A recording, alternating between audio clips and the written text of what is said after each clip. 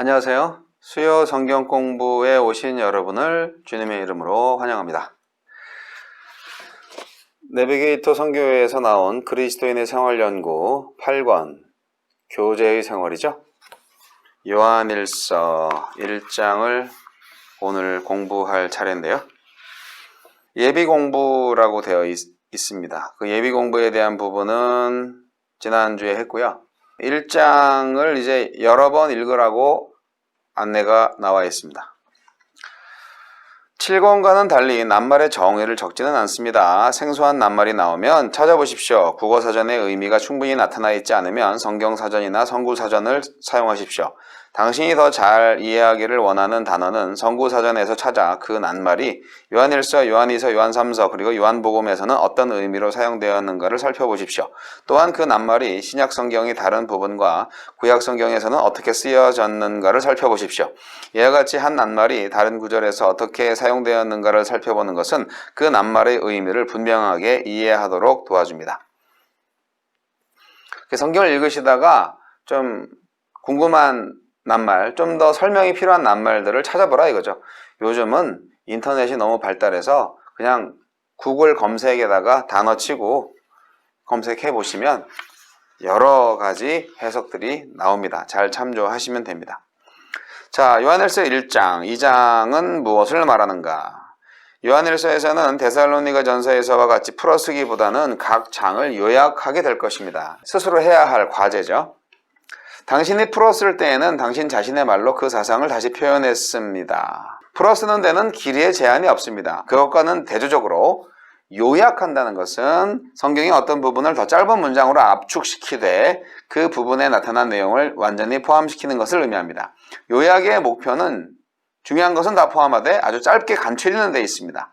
우선 각 절에 대해서 평균 6에서 12어절로 줄여보십시오. 당신이 1장의 내용을 정확히 알 때까지 읽고 묵상하십시오. 그 후에 당신 스스로 1절에서 4절까지 요약한 후에 아래에 이미 기록해 놓은 예와 비교해 보십시오. 5절로 10절까지 연습장에다가 대강 요약해 보십시오. 그리고 완전히 요약되었는가 또 길이가 적당한가 검토해 보십시오. 한 절마다 6에서 12어절이므로 당신이 이 6구절을 요약하면 36에서 70어절 정도가 될 것입니다. 그리고 나서 당신이 요약한 것을 아래에 있는 여백에 기록하십시오. 한 문단은 어떤 특수한 점을 다루거나 일반적으로 같은 사상을 다루는 구절들로 구성된 것입니다. 다음에 문단 구분이 잘 되었는지 살펴보십시오. 이 책의 뒷부분부터는 당신 스스로가 문단을 구분하여야 합니다. 그러니까 성경을 읽고 1장을 읽고 1장에서 문단을 나누고 문단의 요약을 하라 이 말입니다. 그래서 예시가 나와 있는 것이 이제 제1문단이 1장 1절로 4절까지라고 되어 있죠. 예시는 이렇습니다. 영원한 생명의 말씀이 나타나서 우리가 그를 보고 만졌습니다. 우리가 간증을 나누는 것은 여러분도 우리와 하나님 아버지와 그리고 예수 그리스도와의 교제의 기쁨을 갖게 하기 위해서입니다. 이렇게 1절부터 4절까지 내용을 싹 요약을 한 그 예시가 나왔습니다. 그 2문단은 5절로 10절까지를 이렇게 하라 이렇게 되어 있습니다. 네, 다른 성경 구절은 어떻게 말하는가에 대한 부분도 참고해 보시고요. 내가 이해하지 못하는 말씀은 무슨 뜻인가 이것도 한번 풀어보시기 바랍니다. 그리고 마지막에 이제 2장은 나에게 무엇을 말해주는가 적용할 내용들 각자 다를 수 있기 때문에 본인이 은혜 받은 말씀, 콕 찔리는 말씀을 집어서 몇 절이라고 기억하시고 내가 이 말씀을 통해서 내 생활에 이렇게 적용을 해야 되겠다라고 적으시면 되겠습니다. 지난주에 이제 요한일서에 대한 개론적인 얘기를 했는데 오늘은 요한일서 1장을 중심으로 해서 핵심적인 교훈과 은혜의 말씀을 나누고자 하는 것이죠.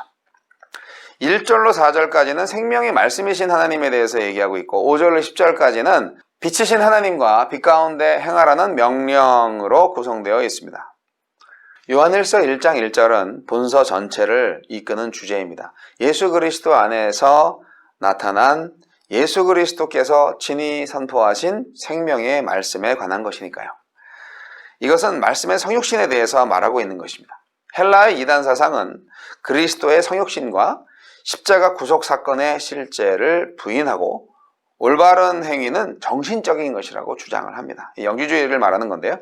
그래서 그들은 말과 행동이 달랐죠. 겉과 속이 달랐습니다. 요한은 예수님께서 하느님의 아들이심을 언급하면서 그리스도의 신성을 무시하는 유대주의적인 사상이 잘못된 것임을 밝히고 있습니다.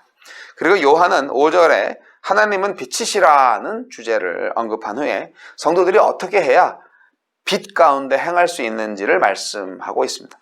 빛 가운데 행할 수 있는 비결은 바로 죄를 거부하는 것입니다.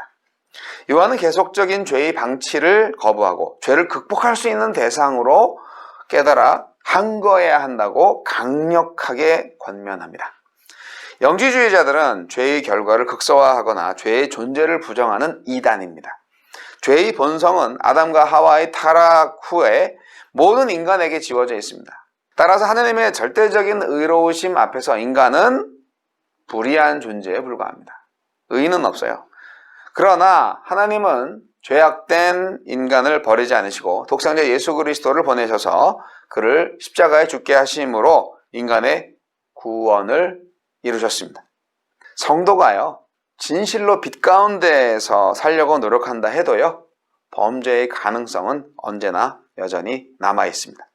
그러나 하나님의 아들 예수 그리스도께서 인간과 하나님 사이를 중재하시고 친히 대속 제물이 되셨기 때문에 죄사함과 새로운 삶의 가능성이 열린 것이죠.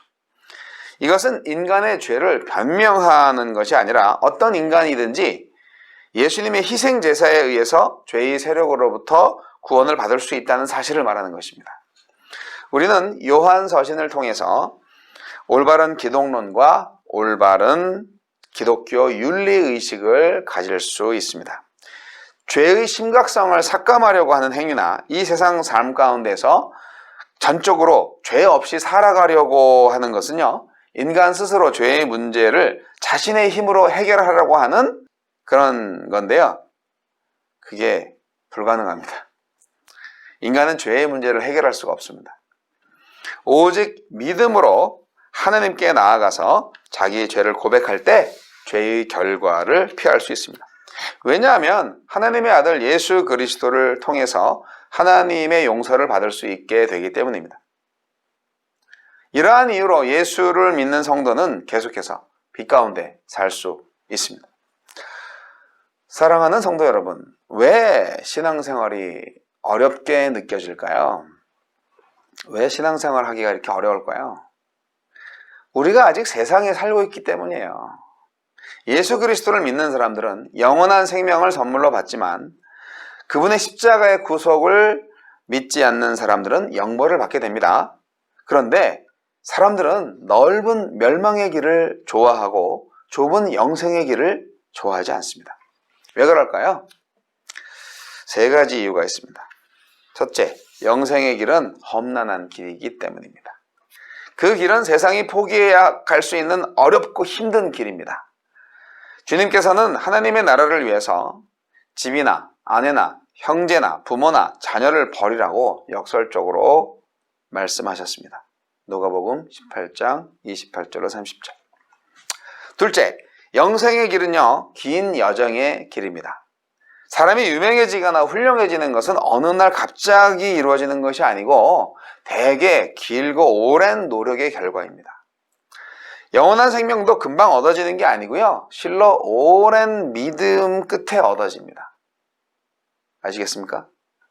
셋째, 영생의 길은 고된 훈련의 길입니다. 운동선수들처럼 고된 훈련이 따르기 때문에 중도에 포기하는 경우가 많습니다. 여러분, 그렇다고 해서 신앙생활이 꼭 어려운 것만은 아닙니다. 믿음의 성공은 하나님의 빛을 받을 때 이루어집니다. 초대교회 박해자였던 사울이 다메섹 도상에서 하나님의 빛을 받았습니다. 그 빛은 너무 밝아서 순간적으로 눈이 멀어버렸습니다. 그와 동시에 사울은 하나님의 빛 앞에서 엎드러져서 회개하고 변화가 되었죠. 이처럼 하나님의 빛을 받으면 먼저 회개가 일어납니다.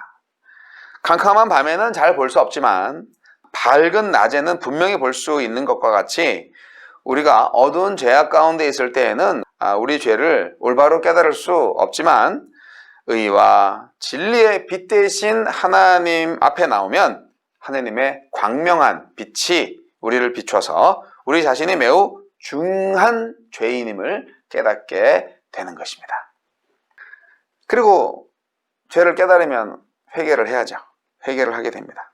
그래서 베드로는 빛 대신 주님 앞에 나아갈 때 주여 나를 떠나소서 나는 죄인이로소이다 이렇게 소리를 질렀고요.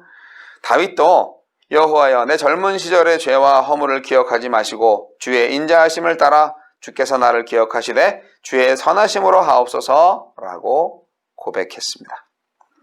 그러므로 우리도 하느님의 빛을 받아서 우리 자신의 죄를 깨닫고 회개함으로 변화받아서 믿음의 승리를 이루는 삶을 살아야겠습니다. 하느님의 빛을 받기 전에는 스데반 집사님이 돌 맞아 죽는 모습을 보면서 당연하다고 여겼던 사울이죠. 하느님의 빛을 받기 전에는 스데반 집사가 돌 맞아 죽는 모습을 보면서 당연하다, 잘됐다 생각하며 더 많은 그리스도인들을 잡아 죽이기 위해서 다메섹으로까지 원정을 가려 했던 사울이 빛을 받고 나서는 심령의 변화를 받아서 주님의 충성스러운 사도가 되었고요. 전 세계를 다니면서 복음을 전하다가 결국 순교까지 당했습니다. 이렇게 하나님께만 목표를 두게 된 것이 중생입니다. 이것은 영적인 새로운 탄생입니다. 하나님의 빛에 감화 감동되어서 중생하면 개인적이고 이기적이고 불만에 가득 찬 인생이 신앙적이고 기쁨과 소망에 가득 찬 밝은 인생으로 돌아서게 됩니다. 요한일서를 공부하시면서 생명의 말씀으로 오신 예수님, 빛으로 오신 하나님, 그분 앞에서 모든 죄를 자백하심으로 깨끗함을 받으시고요. 성령의 역사하심 속에서 사랑의 교제를 충성되이 나누시는 교회로 살아가시기 바랍니다. 요한일서의 중심 주제는 생명과 빛과 사랑과 진리입니다. 이 진리에 살아가는 성도의 생활 원리는 교제와 유제와 식별의 원리입니다.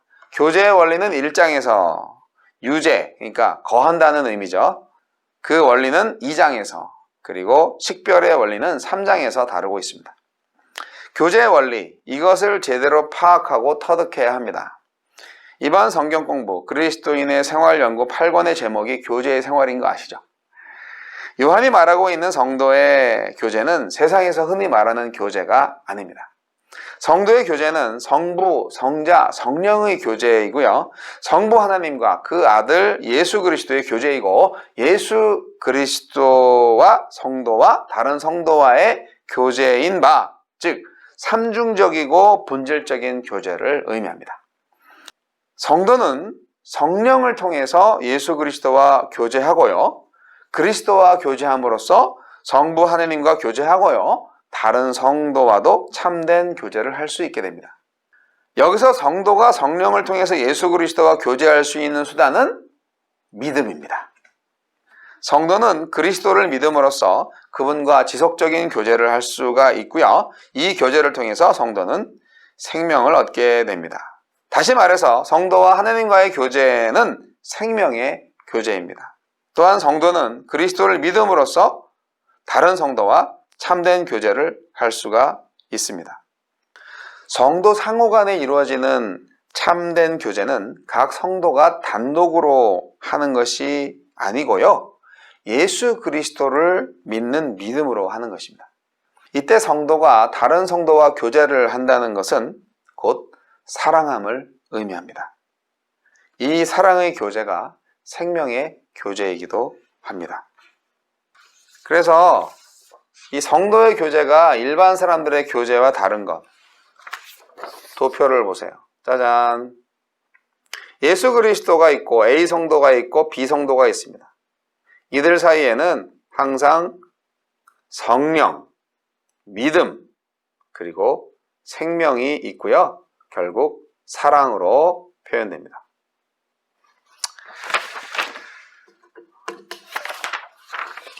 성도는 믿음을 통해서 하나님으로부터 생명을 얻게 되고 이 생명을 다른 성도에게 사랑으로 유출하는 것입니다.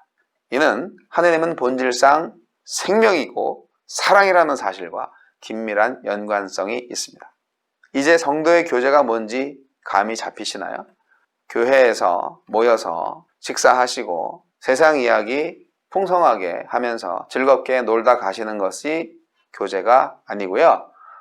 뭐 그랬다는 게 아니라 하느님의 생명, 믿음으로 이루어지는 성령의 역사하심을 통해서 이루어지는 사랑, 그것이 성도의 교제라는 말입니다. 이 교제, 예수 그리스도의 희생적인 사랑을 통하여서 가능하게 된 아주 귀한 교제입니다. 성도의 교제. 비록 요즘 코로나19 때문에 자주 만나지는 못하고 대면 예배도 안 하고 있는 실정이지만 그렇다고 성령께서 역사하시지 않나요? 비대면이라고 생명이 전달되지 않습니까? 예수 그리스도는 어제나 오늘이나 내일이나 동일하십니다. 어려울 때일수록 힘들 때일수록 더욱더 성도의 교제를 지혜롭게 해 나가시기를 바랍니다. 다음 주에 요한일서 2장 공부하시겠습니다.